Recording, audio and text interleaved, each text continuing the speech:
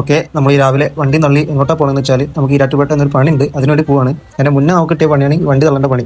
ഞങ്ങൾ ഈ bike road സൈഡിൽ വെച്ചിട്ട് വേറെ വണ്ടിയിലാണ് ലൊക്കേഷനിലേക്ക് പോകുന്നത്.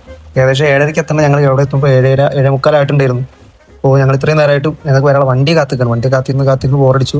മഴ പോയി, എന്നിട്ടും വണ്ടി കാണില്ല. ആ വിഷമത്തിൽ ഞങ്ങൾ ചായ കുടിക്കാൻ വേണ്ടി ഹോട്ടലിൽ കയറി. ഹോട്ടലിൽ പല വിഭവങ്ങളുണ്ടെങ്കിലും കാശിന്റെ അഭാവം മൂലം ഒരു കാലിച്ചായയിൽ ഞങ്ങൾക്ക് ആ ദൗത്യം അവിടെ പൂർത്തീകരിക്കേണ്ടതായിട്ട് വന്നു. ഇപ്പോൾ സമയം 8:30, വണ്ടി പിന്നെയും കാണുന്നില്ല. ഞങ്ങൾ സ്റ്റിൽ വെയിറ്റിംഗ് ആണ് അവിടെ. കാത്തിരുന്ന് ബോറടിച്ചിട്ട് എന്തെങ്കിലും ഒരു എന്റർടൈൻമെന്റ് പർപ്പസിന് വേണ്ടിയിട്ട് ഇപ്പോൾ വെറുതെ ഇരുന്ന് ചെസ് കളിക്കുകയാണ് കുറച്ച് ആൾക്കാർ.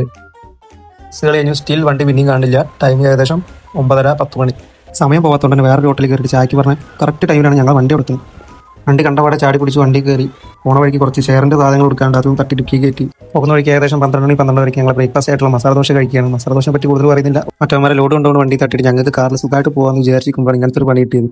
ഇങ്ങനെ ഉറങ്ങുന്ന പോലെ അഭിനയിച്ച് ഉറക്കം വരുമെന്ന് വിചാരിച്ചിട്ട് 1/2 മണിക്കൂർ ഇങ്ങനെ കിടന്നു നോക്കി. ഒരു കുന്തം വരാത്തതുകൊണ്ട് പുറത്തെ കാഴ്ചകൾ കാണാൻ തുടങ്ങി. ഇതിന്റെ ഇടയിൽ 4:30 ഞങ്ങൾ ലഞ്ച് കഴിക്കാൻ വരെ ഞങ്ങൾ മറന്നു. ലഞ്ചിന് വേണ്ടി പല ഹോട്ടലിൽ പോയി തപ്പിയെങ്കിലും 4:30 ശേഷം ഒരു കടയിലും ലഞ്ച് കൊടുക്കാത്തതുകൊണ്ട് ഞങ്ങൾ കിട്ടിയ ഒരു സ്ഥലത്ത് കുറച്ച് ഫുഡ് കഴിക്കാൻ വേണ്ടി കയറി. അവിടെ നിന്ന് കഴിച്ച ഫുഡിനെ പറ്റി പറഞ്ഞാൽ ഞാൻ കരഞ്ഞു പോകുന്നതുകൊണ്ട് തന്നെ ഞാൻ അതിനെപ്പറ്റി കൂടുതൽ ഇവിടെ പരാമർശിക്കുന്നില്ല. ഉച്ചയ്ക്ക് സൈറ്റിലെത്താന്ന് വിചാരിച്ചത് ഞങ്ങൾ സൈറ്റിലെത്തുന്ന ടൈം ഏകദേശം 5 മണി ആയിട്ടുണ്ടായിരുന്നു. ഞങ്ങളിപ്പോൾ എത്തിപ്പെട്ടിട്ടുള്ളത് ഈരാറ്റുപേട്ടയിലെ സെഞ്ചുറി ഷാപ്പിൾസ് എന്നുള്ള ഓഡിറ്റോറിയത്തിലാണ്. ഒരു വൈബ് ഓഡിറ്റോറിയം, വേറെ ഒന്നും പറയാനില്ല. വ്യൂ ആയാലും അതിൻ്റെ സീനറീസ് കാര്യങ്ങളായാലും ബാക്കിലുള്ള മലകളായാലും എല്ലാം ടോപ്പ് സാധനം.